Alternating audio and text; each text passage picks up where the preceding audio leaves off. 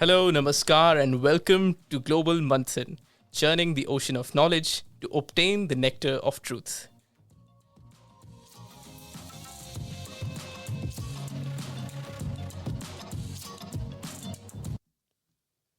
Hello and welcome everyone once again. Today we have a very special guest on the show, Professor Reto Foellmi of the University of St. Gallen. Professor Foellmi is welcome. Hello. Thank you so much. Professor Foellmi is a full professor of international economics and the chair of the Swiss Institute of Applied Economic Research. He is also the vice rector, member of the rectorate of the University of St. Gallen. And it is my pleasure on behalf of all our viewers to welcome you to the show. I'm very happy to be here and I'm looking forward to our discussion. Thank you. Awesome. Professor Foellmi, if you would like to introduce yourself, maybe I missed out a few things here and there in the introduction. No, you said already a lot of things here. Actually, I've been in St. Gallen already for 14 years, so up and down in the business cycle. I work on macroeconomics and international trade. I'm interested in income and wealth distribution. And so my research topics also then reflect my teaching interests here in St. Gallen. And as you said, I've served as dean of the School of Economics and Political Science, and now I'm vice rector for the institutes and the executive education here in St. Gallen. Yeah, and maybe before we start diving into the topic of today, which is Tariffonomics, that is tariff-based economics. I never had the good fortune to be your student, but from what I've heard from some of your students is that the classes are super interactive and it is the natural inherent talent or sort of the curiosity which you are able to spark in. So that's throughout my journey, I did not have that good fortune, but this is the way I get to interact with you. So it's also my personal honor as well. Thank you. You are too kind. But yeah, actually what I always try, I'm a scientist, of course, is to spur the intellectual curiosity among students, to look behind facts and to understand them better, therefore. Yeah, awesome. I am so excited to begin this. Maybe for the viewers and the listeners, this podcast is also being recorded in the University of St. Gallen in the building known as the Square. And I'm very proud as a recent alumni of the university to do this here, where I have also gained my degree and a lot of friends and knowledge. So, Professor Foellmi, today's topic, as we already discussed, is tariffonomics. It's such a buzzword these days. Tariffs, trade wars. You pick up any newspaper for the past 1 month and all they are talking about is the impact of tariffs. And there's a lot of the reason for this podcast today, especially keeping with the theme that I mentioned to you of the month and of the churning, is that there is a lot of disinformation and misinformation that goes around. People are not very well informed about the impacts of a tariff. So today's episode should be more about the information as since what is a tariff, right? In very simple words. Absolutely, yeah. And then maybe we can move on to what is happening around the world and what will be its impact. So people know how to separate what is irrelevant and simply not truthful from what is true and what is relevant for them.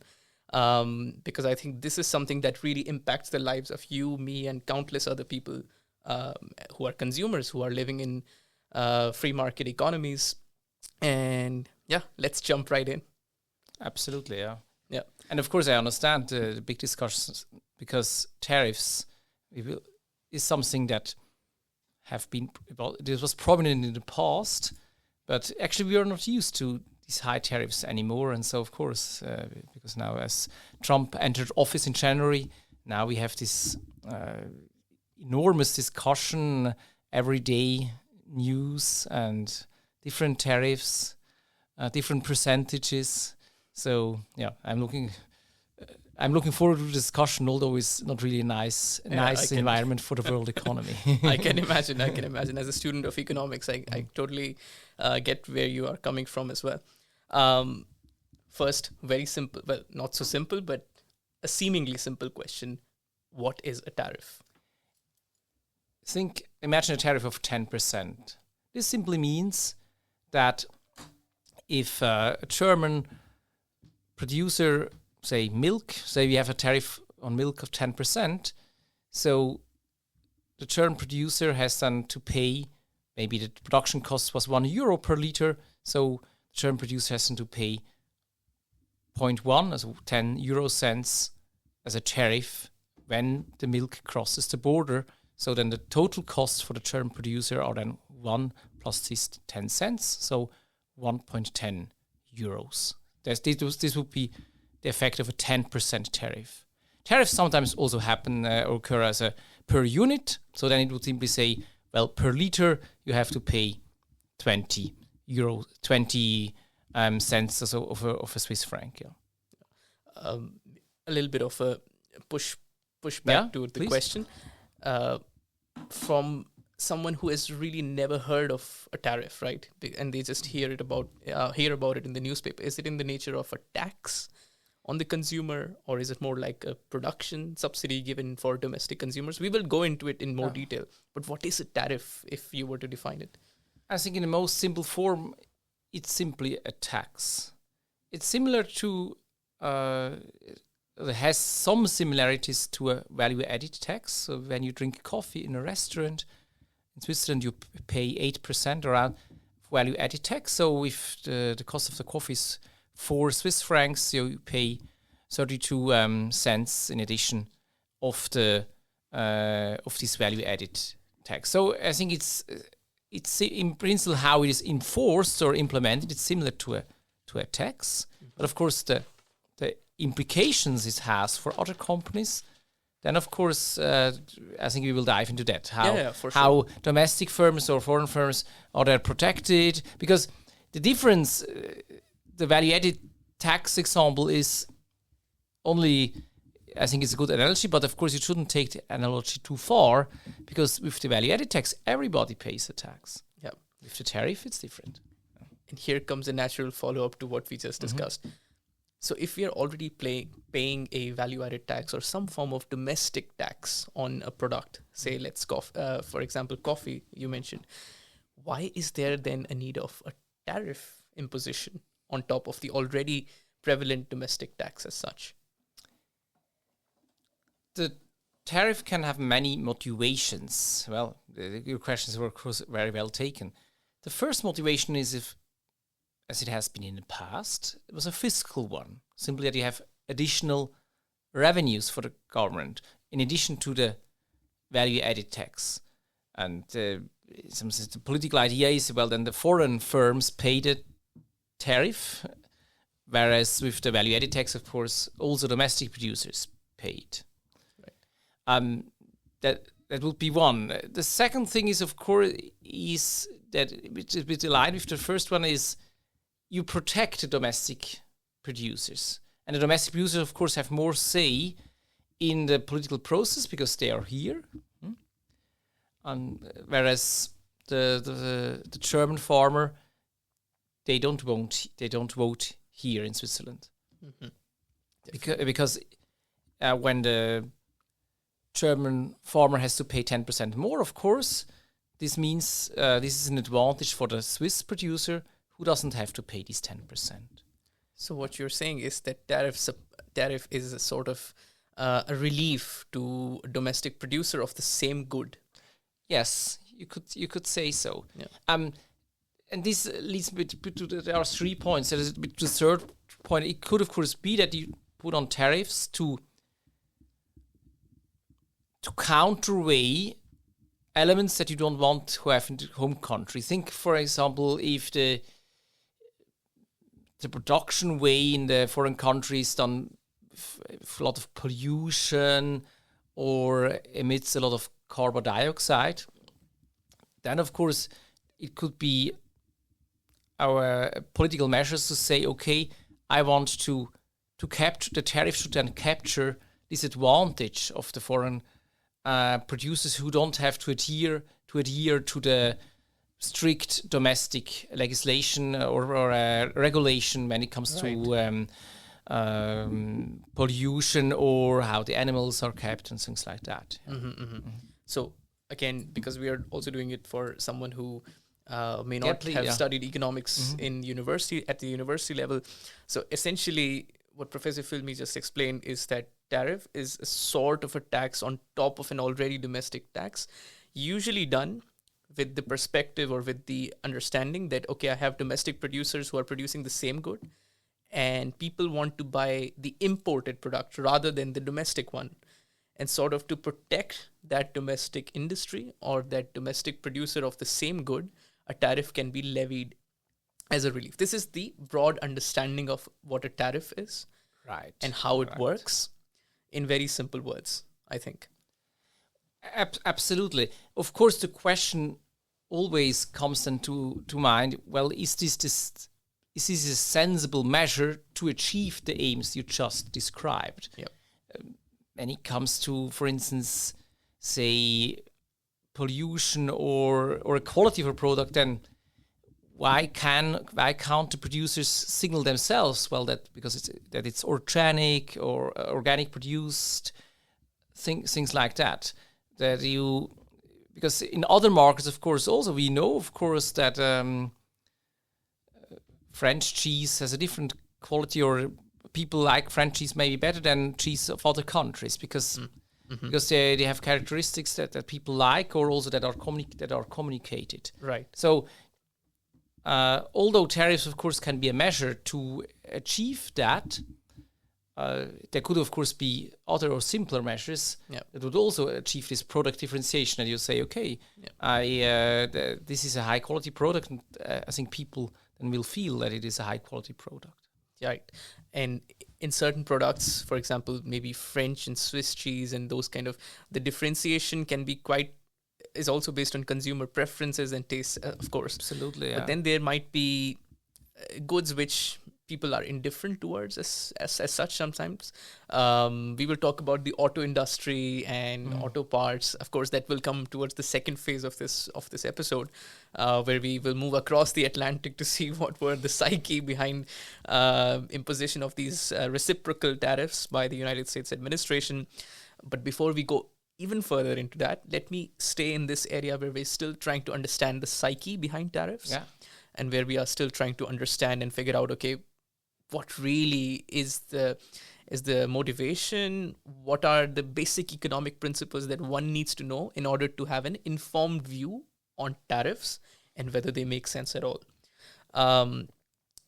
There is a word that also gets associated, and this is because tariffs are related to trade, exports, imports, and that is trade balance, imbalance, and within a free market economy. So for a simple viewer to understand, for me, if I had not studied at the university level, what is a free market economy, and how do exports and imports lead to a trade balance or trade imbalance? Well, a free market economy is an economy where companies, firms, produce and sell products or services in a very decentral manner. So no central authorities is telling the farmer what to do. The farmer can decides himself or herself, well, do I want to produce cheese of that quality, or also the amount of cheese they want to produce. That's a free market economy. So these products are produced in different companies and are sold in markets, also in a very free manner, to repeat again. Right. And the opposite of a free market economy is often called an autarky.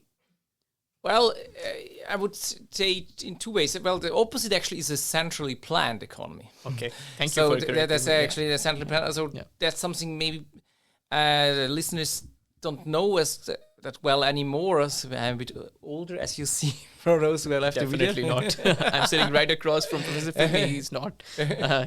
But well, in the Cold War, until 89 or 91, of course, there were many communist economies.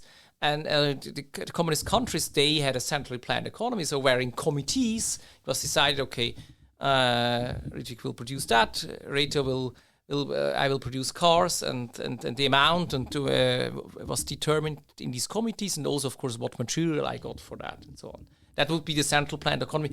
You are right. Typically, these economies also were relatively, they were not very well integrated. Yeah. Mm-hmm. Right. What you were mentioning, the second thing is, on an autarky economy, this is then an economy where, let me phrase it like that, a free market economy. I was now emphasizing simply how it is organized within the country. Mm-hmm. But of course, you can also, a free market economy means, at the end of the day, also that you can freely sell and buy goods and services, not only from domestic producers, also from producers in your same village or in the same region, but also that you can sell and buy across borders. Yep. That we can import products from India, that we can sell pharmaceutical devices to the United States. Yep.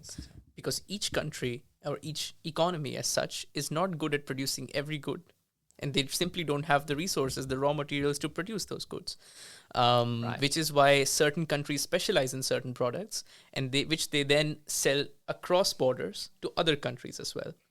So that's the whole way of how a free market economy with differentiated products actually works. Absolutely. There are so many reasons why countries are not good in doing everything. Let's start with climate. Of course, in Switzerland, you don't grow any bananas or pineapples and so on. Yep. But it goes far beyond that. You mentioned specialization. It has a lot to do, of course, also with the workforce you have in a country, and of course also with raw materials. But still, simply, is there a specific know-how in industries that this is very particular? Switzerland, of course, we are well known for the know-how in pharmaceutical and chemical industries, for instance.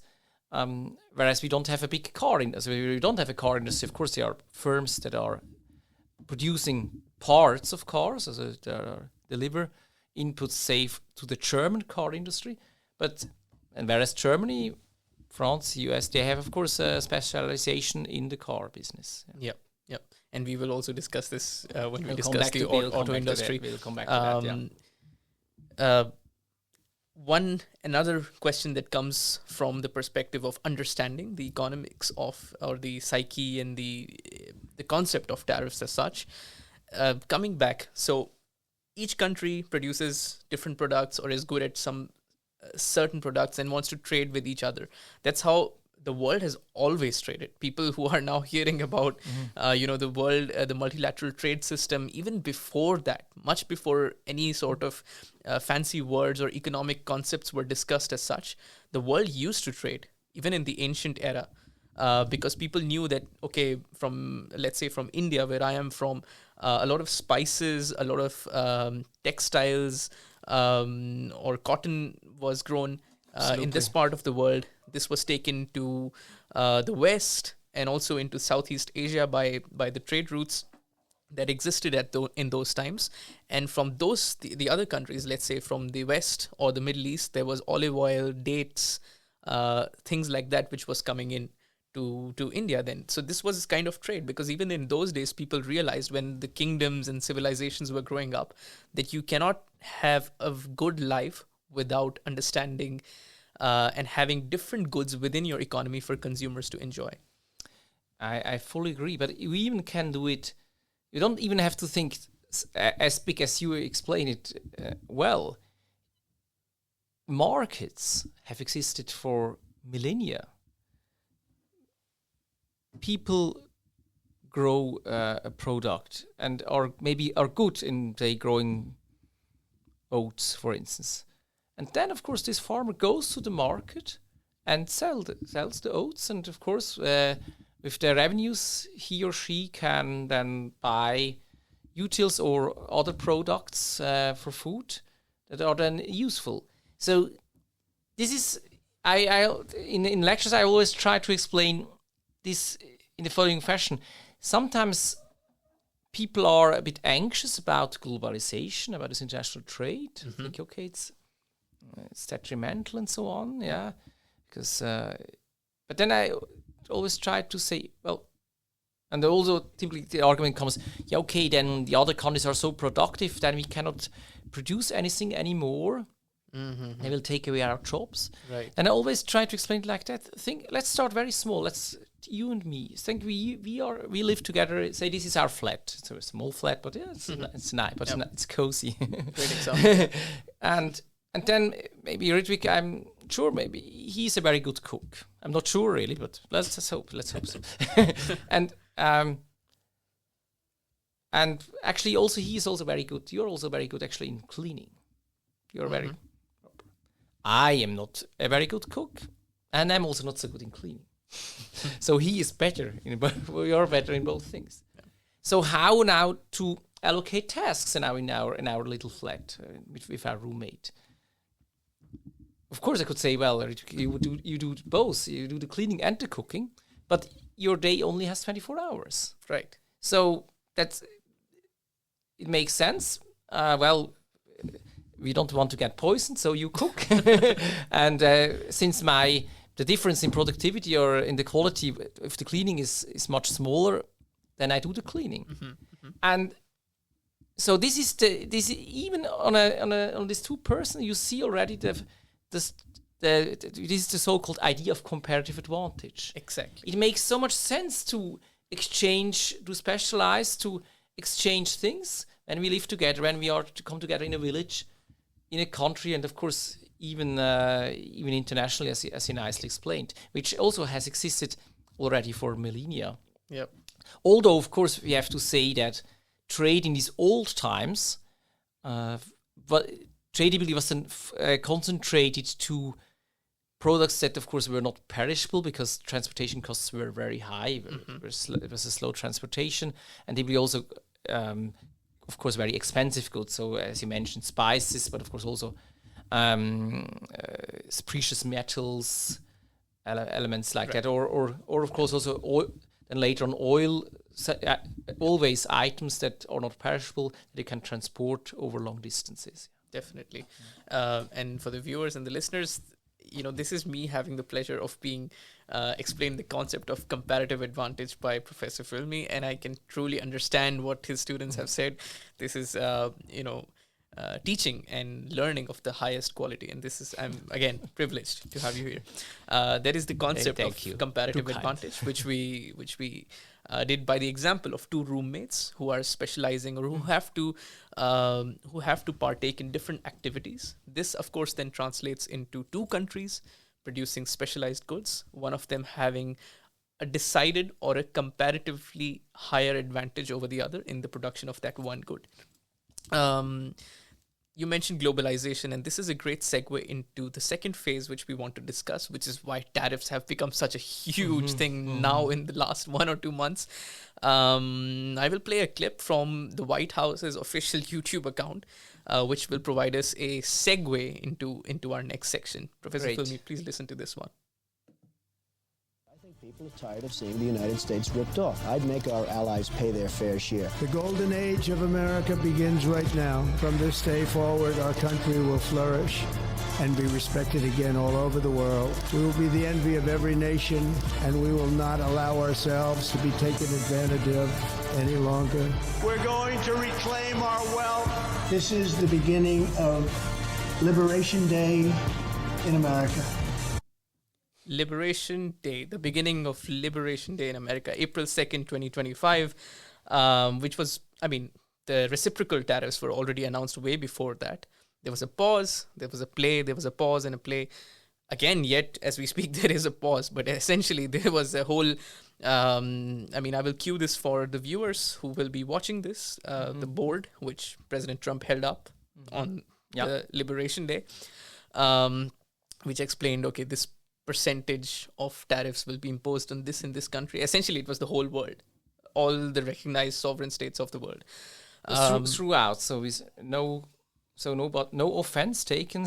Every country was subject to the same formula. Same formula, but very different numbers as well. Very different numbers. I think we will come to that maybe a little bit. How this was calculated. Let's dive right into it. Actually. So that board was held up, and I was watching just like you and many others around the world, and I was like 67% tariffs on certain countries, and on India it was 26% as well. And I was trying to rack my brain. Okay, where do these numbers come from? Yeah, this was really, I think everybody remembers where he or she has been when these numbers or these were shown by President Trump. Well, I also first, of course, like, how did he calculate these numbers? It was so. For Switzerland, I know the number. It was stated that we would have a 62% One of tariff. the highest in the world, actually. And then they are nice guys, so it's only 1/2. So how was this calculated? The idea was, in some sense, very simple.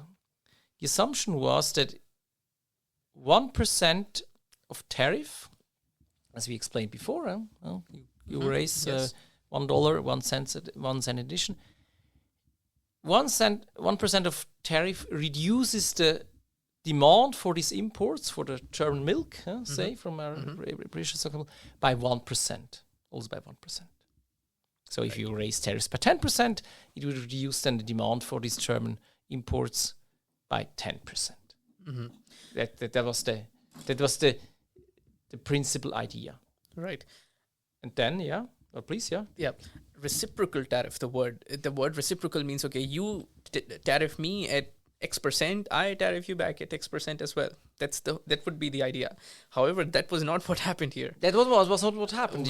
Which makes the viewer and the listener or anyone curious about what was there. And the word which was then used was not stated on the board itself, which was being held up. It was when you really went into the concept of a trade deficit that you sort of understood, okay, this is where the number comes from. Absolutely. So, particularly for many countries who have very low tariffs, like Switzerland again, as we are in Switzerland, we abolished the tariffs for manufactured goods, so unilaterally recently. So for many goods, actually, it was zero tariff. So, but how could he combat reciprocal tariffs? Now, what he did was to say that if the US has a trade deficit, then this must have been due to some protectionism other than tariffs, maybe regulation that you have different specification of how the products have to be made. You can, of course, protect the market not only through tariffs. We have to be clear about that. You can also protect it by different sort of regulation. You need a long, lengthy procedure until it is admitted. So, and again, if I may take the example from Switzerland, so how did this come about? It was simply calculated. Well, Switzerland, we exported maybe around $50 billion in the US, but we imported only in the amount of around 20 billion. So the surplus was 30 billion. Yep. And so in percentages, meaning the surplus divided by the total imports from Switzerland to US was 30 divided by 50, so around 60%. Right. 60, sorry, exactly 62%. 62%, which is then the tariff. And so, and his argument was, okay, well, if the initial calculation was right, if we were to raise the tariff from 0 to 62%, then this deficit would vanish, because then the imports would go down by 62% again, which I don't buy that argument, because other things would happen then as well. But I simply want to explain how we came to these numbers, and then saying, therefore, the tariff that Switzerland imposes is 62%, because this is the only reason that there is a surplus of 62% in the trade between Switzerland and the US. And then Donald Trump said they are nice guys. So, therefore it's only going by 1/2. This was in the second number that was on this funny board, on the funny board. On the funny board. We will stay in this sphere for now. So the formula which was used by the Trump administration to levy these tariffs, for example, 62% on Switzerland, was the trade surplus of Switzerland vis-a-vis the United States. divided by the trade volume, or the total number of exports by Switzerland. Not the United total States. trade volume, simply the total number of exports. Total number about of exports. 50 Yeah. 50 billion, right? And whatever percentage number then arrives is essentially what they will levy. So to sort of, in a way, compensate for that trade deficit. Absolutely. And I mean, even when I'm understanding it from a layperson's perspective, it should make sense only in the sense that this is not how what we understood with the apartment example and the comparative advantage in the free market economy. It simply does not work in this simplistic manner. No, there are many fundamental logical flaws here. First of all, let's start with the good message. Maybe for those listeners who looked closely at the board, the advantage of his calculation method was there cannot be a tariff above 100%, because 100% is the maximum surplus you can have. So maybe for those who wondered why this happened. Mm-hmm. So, but joke aside, because now with China we have even higher tariffs. Yeah, it's 145%. 145%. Yeah. But the logical flaw is the first logical flaw is the following. Think about, again, let's start very small. Think about my bilateral trade relation with my hairdresser. Mm-hmm. Yeah, my hairdresser, he doesn't come to St. Gallen and takes an executive education course. So I don't sell him anything. But I go to the hairdresser every other 2 months.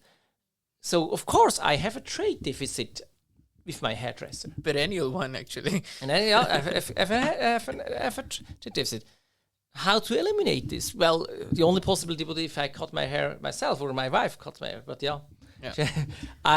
she's not trained in that, and also our day only has 24 hours. Absolutely. And so the basic concept of bilateral trade deficits is totally illogical, because again, as you mentioned, countries specialize in different products. Mm-hmm.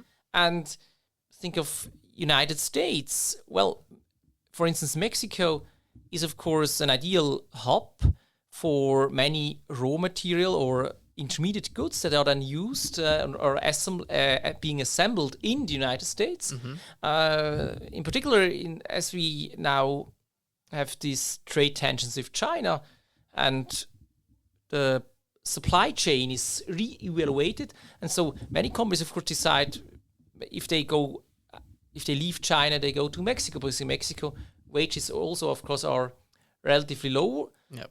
Canada is not ideal in that regard, because, of course, Canadian wages and US wages are comparable. Mm-hmm. So, because of these specialization patterns, it doesn't make sense to look at its bilateral deficit. It really depends what you produce and what you consume. Yeah, a lot of words there which we will. Yeah, maybe let's go step by step. Yeah, right. Yeah. How does the trade imbalance or balance? What is a trade imbalance, for example? Well, how does this trade deficit, which we just discussed, work? As a trade imbalance is really, I pay my hairdresser per year, maybe I say one number, 300 Swiss francs, but he doesn't pay me anything, because he doesn't consume anything what I offer. So then the trade deficit with my hairdresser is 300 Swiss francs. Yeah. So essentially, you import more than you export. Absolutely. Yeah. That is the fundamental example of a trade imbalance in that regard. The trade deficit which you have with your hairdresser and which the United States has vis-a-vis Switzerland in this example. Mm-hmm. You also mentioned the region of Mexico, China. Of course, we will not dive into it. Perhaps that's enough for another future episode, because it opens up a whole Pandora's box of a trade war. You mentioned Mexico. I also think of Canada. I think of the North American region. As we speak, the World Bank and the IMF are having their annual spring meeting. Mm-hmm. And the IMF publishes a report called of the Annual Growth Outlook, which has to do with the international trade. The WTO itself, the World Trade Organization, has recently published an outlook on North America, and it said there will be a 13% export volume reduction in this specific region, the only region of the world, Canada, Mexico, United States, and some other isthmus nations, which will see a drop in both the export and import volume. Could you explain this sentence, the export and import volume dropping as a result of the reciprocal tariffs has diminished the overall outlook? So what is happening now is, as tariffs are being imposed, the market, sometimes we are erecting trade barriers, as we call it, across borders. What is a trade barrier? It's like a wall. It makes it more difficult to export a product, say, from US to Canada and vice versa. So it's more difficult to sell a product. I'm a car producer, and I also want to serve Canadian customers. If Canada, of course, imposes a tariff on US cars, of course, then it's more difficult for the US producers to sell cars in Canada. And of course, vice versa, as when US imposes tariffs on Canadian products. And what this means is, well, these trade barriers lead to as we economists call it, a segmentation of markets. All countries get smaller in some sense. All markets become smaller. And therefore, then there is less exchange across borders because it's difficult to jump over the border. Yeah. And there will be more exchange within the same country. So we are more towards this autarky, as you mentioned it, Ritwik, that we do everything or do more things on our own. Yeah. So like a step back in time. It's like a step back in time. And actually, in history, we had these examples in Europe, after the First World War, particularly in Eastern Europe, many borders were erected because before you had, for instance, the Austrian-Hungarian, as the Habsburg monarchy. Habsburg Empire. And there, of course, there was an integrated market there. And afterwards, many countries arose, but this per se is not a problem if you have many countries, but they had high tariffs. Yep. And so in a previously integrated market where you could easily buy and sell in long distances became very separated. And the industry-wide allocation of labor was then like that you had really then, before you could really then choose the best supplier you wanted. You were in Vienna now, but there was a super supplier in Prague, who was very specialized, say in the particular craft that you needed, say, to furnish your room, and this was then made more difficult, or even was abolished afterwards. And so what we have seen in that time between the First and Second World War, it was low economic growth, so the performance of economics was low, and also, of course, a lot of political instability, as we all know. And we don't need to go further into what happened afterwards, because I think that's self-evident for those who have read history. History doesn't repeat, of course, but simply it means it's always bad economic outcomes always mean some sort of political instability, whatever then will happen. Yeah, absolutely, and that's how we will actually how I choose to close the episode towards the end. And to understand again, so the World Bank Group also within these spring meetings has published its own sort of grim outlook by saying that the -7% global output from a previously healthy forecast for the world economy, and now it seems like -7% growth.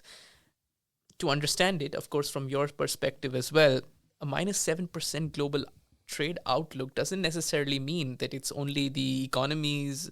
It really seeps down to us at a consumer level as well, in terms of a recession, increase in prices, which is inflation, and as a result of it, when production slows down in certain countries, exports drop, imports also become more expensive, that there is inflation, rising unemployment. Is that really a vicious cycle that begins? trade disintegration certainly is always very difficult for businesses and consumers alike. Yeah? You have to change then from sourced from a well-established high-quality producer abroad, as I mentioned with the Prague-Vienna example, and now you have to switch.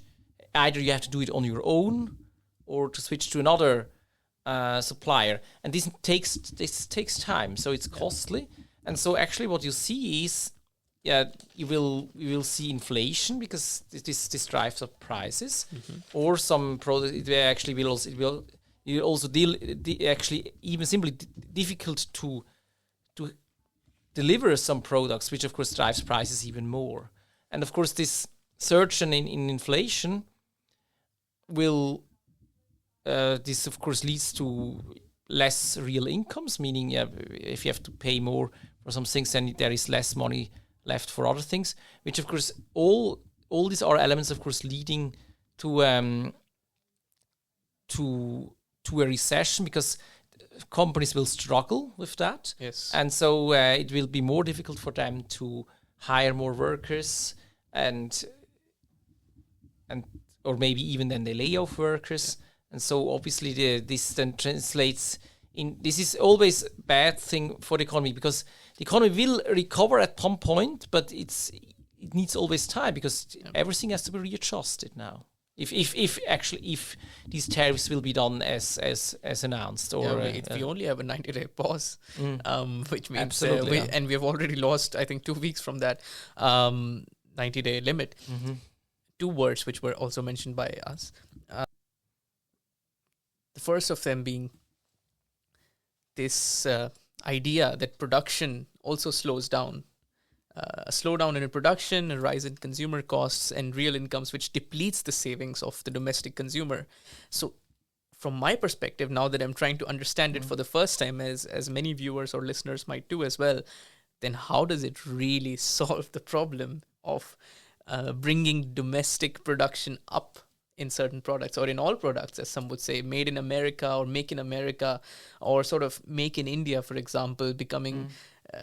it doesn't really work by the imposition of tariffs, because quite necessarily you need raw materials from other countries. You sometimes need labor from other countries as well. You're really dependent on the world economy as a whole. You cannot expect as a country to live in that sort of bubble. It doesn't work. Yeah, absolutely. Maybe we dive then later. What are maybe some sensible reasons why these tariff policies are being done, but they don't achieve the principal aim, as you correctly mentioned. Even if the aim is to repatriate production to US, that for instance the domestic car industry becomes stronger. As you correctly point out, of course the car industry also needs raw materials. They need components of these cars, and of course if these components are there is a tariff on them, then of course the costs for the cars rise as well. And also simply, even if there's even a tariff, you have to find a new supplier for that. This is difficult for companies. It always has costs, because you have to first build a trustful relationship and so on and so forth. Yep. And it's so the principal aim to repatriate production to US, it's very difficult to have this. The idea of this goes back very long in time. This idea goes back to the 17th century in France. Mm-hmm. Louis XIV, the Sun King, as Roi Soleil in French, he imposed so-called mercantilist politics. Mm-hmm. He said, exports are good, imports are bad. So I want to have a lot of exports, a lot of manufacturing goods, and I import a raw material to have some industry in France. And, well, this might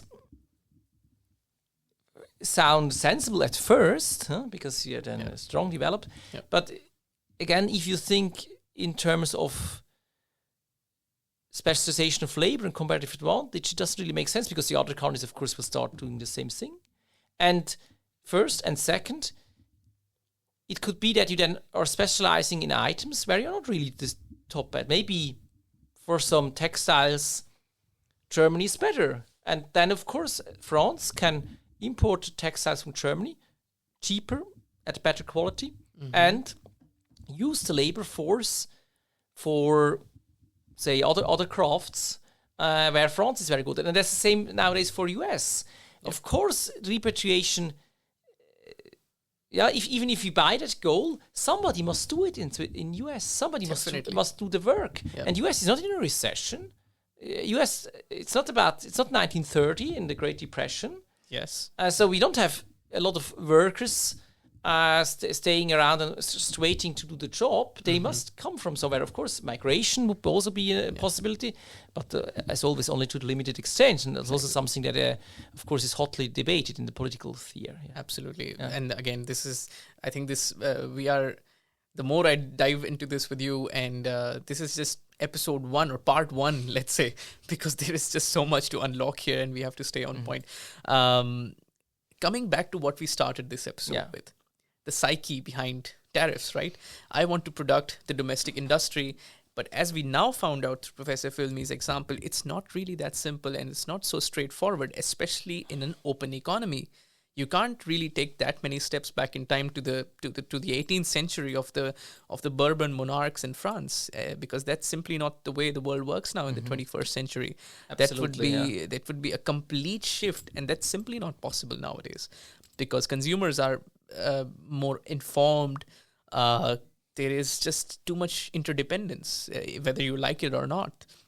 And so the psyche behind tariffs, to come back to that, perhaps some political observers know that President Trump was already promising this during his presidential campaign to domestic steel producers in Detroit, Michigan, or in Philadelphia, Pennsylvania, where the steel industry comes from. I was also watching an interview recently of some of those steel producers in Pittsburgh, Pennsylvania, which has been a steel city, so to speak.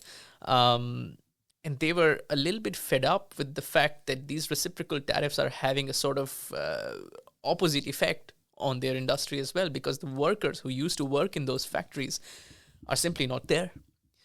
And the raw materials, which was also coming from countries like China, which are now the subject of the focal point of this tariff imposition and trade war, it quite simply is not working for them. So this is a grim outlook. This does not solve the issue which was promised by the administration either.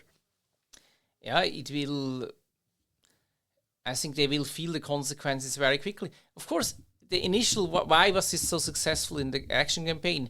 The initial point is not totally mistaken.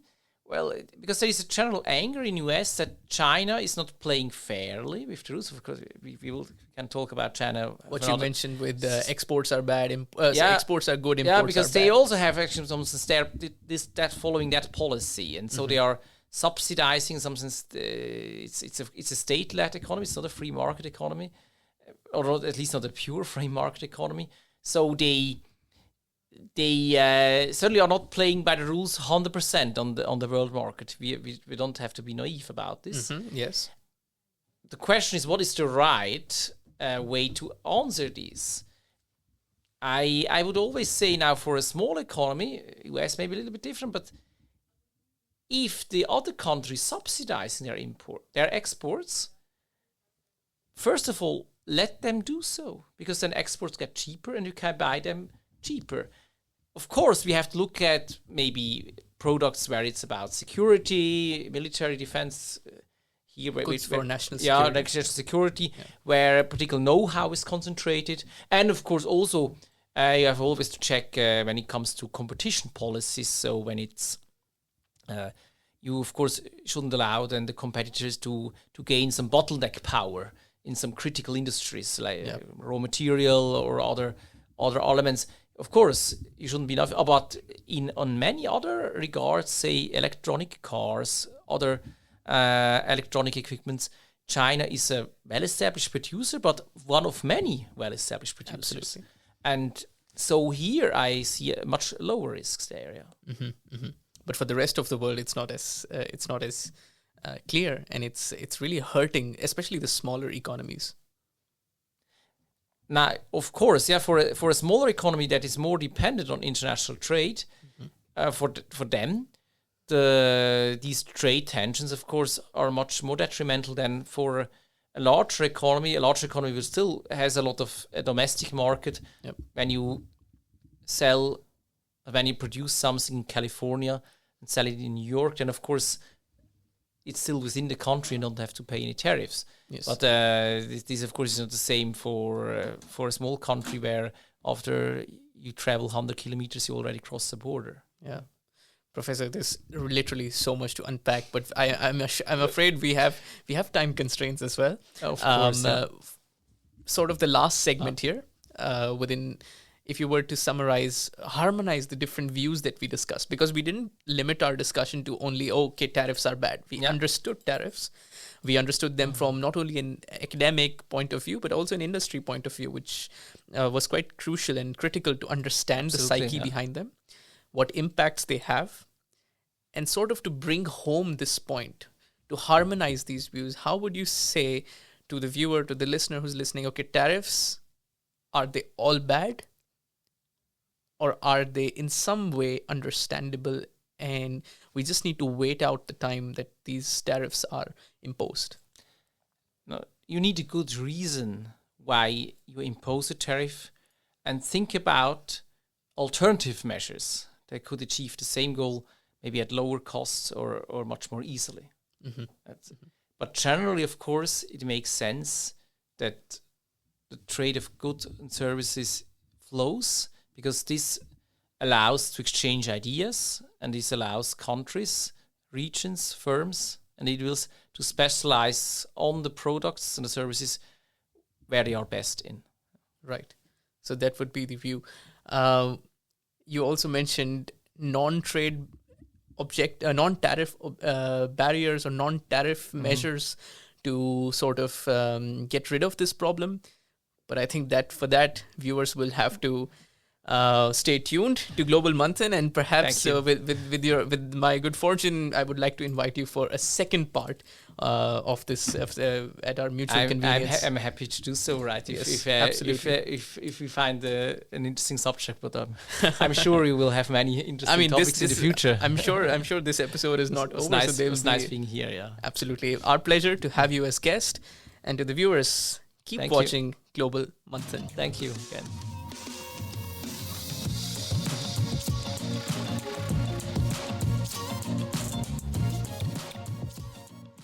To all the viewers, you enjoyed this very first podcast on Global Manthan with Professor Reto Foellmi of the University of St. Gallen. We discussed Tariffonomics, tariff-based economics, how tariffs work, what is the psyche behind tariffs, and essentially what kind of effect they can have on an economy, on the global economy as well. And we discussed that with the latest happenings around the world, especially with the US imposition of reciprocal tariffs on most of the world economies. I would like to know from you as the viewer what you liked about this video, about this podcast, about this conversation with Professor Foellmi. So please do not hesitate to comment in the comment boxes and tell me what you would like to see in the future, whether we should invite Professor Foellmi back, and what would you like to know more about from an expert such as him. Do not forget to like, subscribe to Ritwik Speaks for more Global Manthan podcasts in the future. And do also share amongst those who you think might be interested in such information and the exchange of knowledge. Stay tuned to Global Manthan, your very own podcast for churning the ocean of knowledge to obtain the nectar of truth.